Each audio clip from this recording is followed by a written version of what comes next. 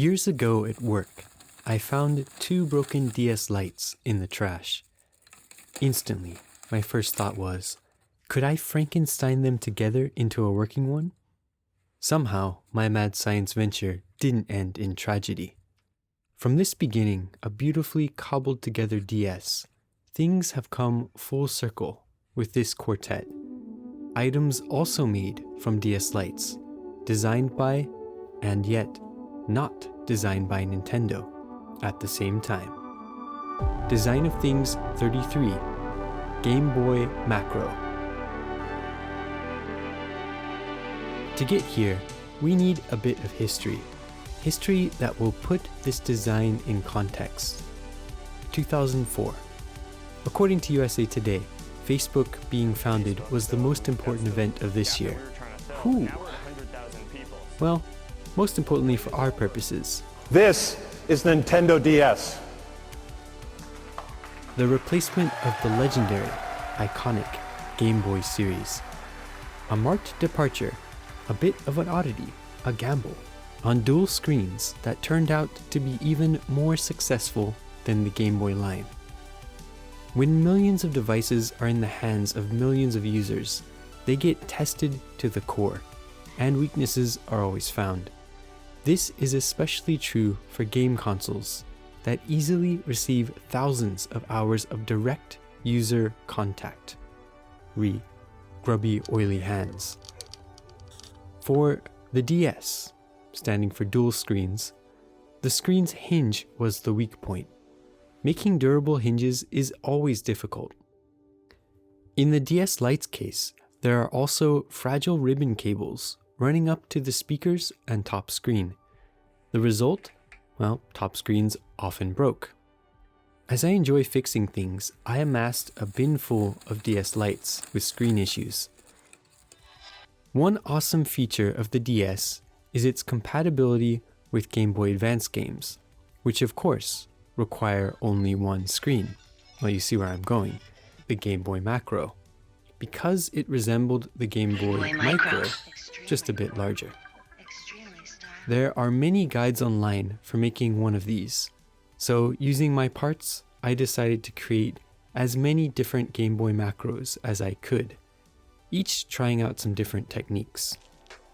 I started this learning process with the parts of about 5 different broken Nintendo DS Lites. To make it possible to boot up the device with only a bottom screen, the secret is to make the DS think it has an upper screen. When the user turns the console on, as part of its diagnostic checks, the DS confirms that the upper LCD is drawing current. If it detects this, it can pass the diagnostic check and boot up. So we just solder in a 350 ohm resistor between these 2 points to trick the DS Lite into thinking it has an upper screen. The added resistance does the trick. After that, we have 2 problems to solve. 1. There are no speakers in the bottom half, so we need to solder one in, then find a space for it in the case. 2. The other problem is mostly cosmetic. We now have this unseemly leftover hinge on the top. To solve the latter, I decided to play with some different methods. The most simple was just cut, sand down, and paint. Well, amateur spray paint job aside, this seemed to work pretty well. The color scheme is a lovely silver and light blue. And because it is the original faceplate, everything just fits together nicely. I filled the holes with little 3D printed plugs here and on the back. The second involved a little filling with polyester putty, sanding, and painting.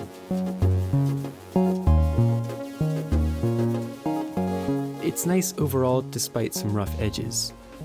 The hole in the left side I filled with a little grill plug. The orange and blue UVA color scheme, wow, beautiful. Next, I tried using the faceplate again, this time filling the whole top, but ended up with this kind of lumpy Game Boy Macro. Teal and black though, looks beautiful. Lastly, I tried 3D printing a bunch of different versions. As you can see, I went through a lot. Some versions were designed to be cut using a CNC mill, not an inaccurate, consumer-grade cheap 3D printer.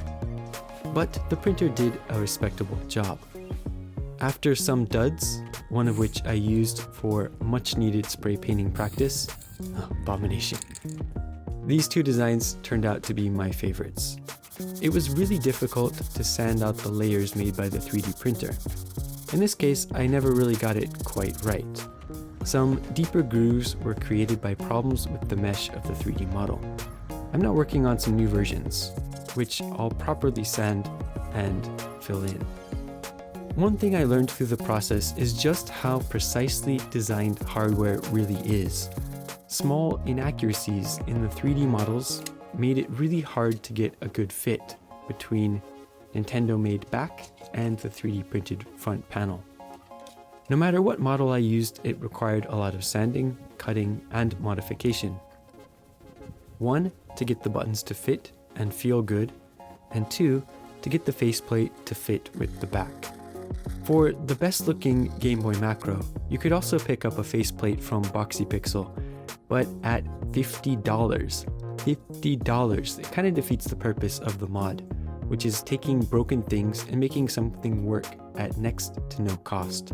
Anyways, it's time to take a look now at the overall design. The design of a Nintendo console that Nintendo never designed. No matter which version, the rounded backplate and slim body make it a joy to hold. It's a great size as well, perfect for throwing into a bag or pocket. The major upgrades here, 1, the rechargeable battery, and 2, more important, the bright, clear, backlit LCD screen is incredible. The only caveat here is that the full real estate of the DS screen isn't used, as the DS screen has a different resolution from the Game Boy Advance. It's truly an impressive little device. Yeah, there are little quirks, mostly from my inexperience with modding. Unseemly lumps, holes, a sprinkling of jank. But all the trial and error, learning new skills, learning from failure, made the project a lot of fun. In the end, I have something truly custom, wholly my own, that cost at most a couple bucks for some paint and tiny resistors. I also feel like I have a better understanding of the DS hardware, and hardware in general. It's awesome to see how everything was carefully engineered to fit together, make assembly easy, and provide a good experience for the user. Until next time on Design of Things.